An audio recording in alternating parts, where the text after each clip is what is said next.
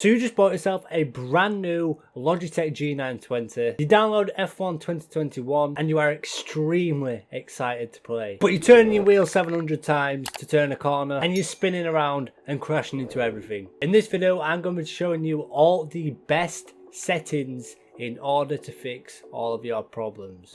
Okay, so before we jump into the settings in the actual F1 2021 game, trust me, this is a quick one. You want to do this ASAP. So if you've got the Logitech gaming software, open that up, and then when it's open, just click on this bottom icon right here, click on the wheel, click the top, just right click the top of the steering wheel twice and set this wheel operating range to 360 degrees. You don't want to be turning the wheel 700 times in order to turn a corner. That is the very first thing you need to change before getting into anything. Right, so now we're going to jump actually into F1 2021 to set up the Logitech G920 itself. So first off, when you're in the game, you want to go to home and then go to game options. In game options, go to settings and then go down to control, vibration and force feedback. And then there is actually a preset in here, which is probably what it actually set to default when you first loaded the game, but you want to click on that and you want to press edit. I've already got this one set up, so I'm just going to click this one for now, but you're going to click Logitech G920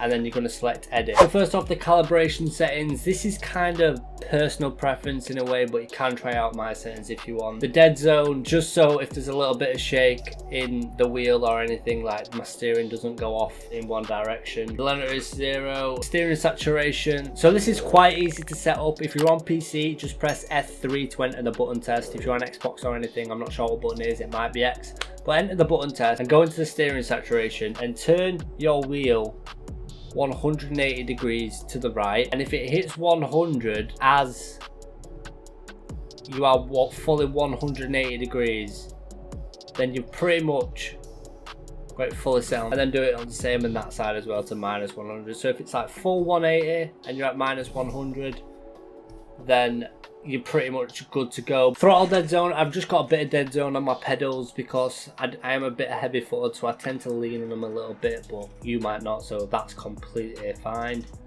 And then the throttle, I can't even say that word, I've got it on 30.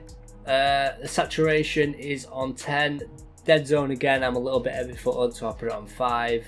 And then the saturation, this is probably the one you want to play around with the most and find something that's right for you. Most people set it around 30, but I have seen other people set it at around 70 as well, so it's completely personal preference. And then if we go into vibration and force back feedback settings, when you're playing the game, just try it at a low feedback strength to begin with and then try it at a high and see which one you like more. Personally, I like it a little bit lower, but I know that some people set it to around 80 because they like to feel the car when it's heavier when you turn in the corners. So I've got mine on 30, on track effects 15, rumble strip effects 15, off track effects 10, wheel damper 10, and then enhance is on. So the assist that I'm running on, what I use is this. Pretty much everything's off. I do have dynamic racing line on because I am so bad at reference points, so I've got to keep that on just for the corners. I'm going to go for the assists, which are probably better for beginners. So all you want to do is press Y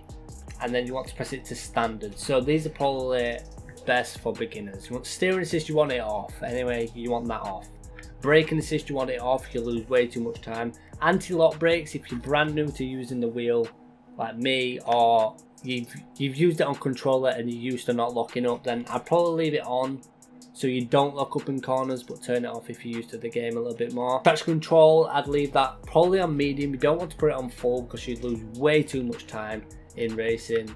Dynamic racing line, you can go for full, but corners only is fine.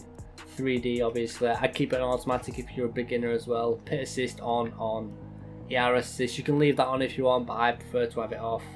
And then DRS assist is on as well. So the two settings you want to change for mine is probably anti-lock brakes and traction control.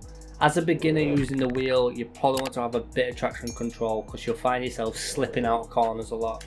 And then anti-lock brakes, you can get used to it, but I leave them on for now so you don't look up in the corners and then get a better feel for the wheel. So if this video did come as a little bit of a help to you, then please be sure to hit that like button and subscribe to the channel. Yeah, that's pretty much it. Thank you for watching and I'll see you in whatever the next video is. Peace.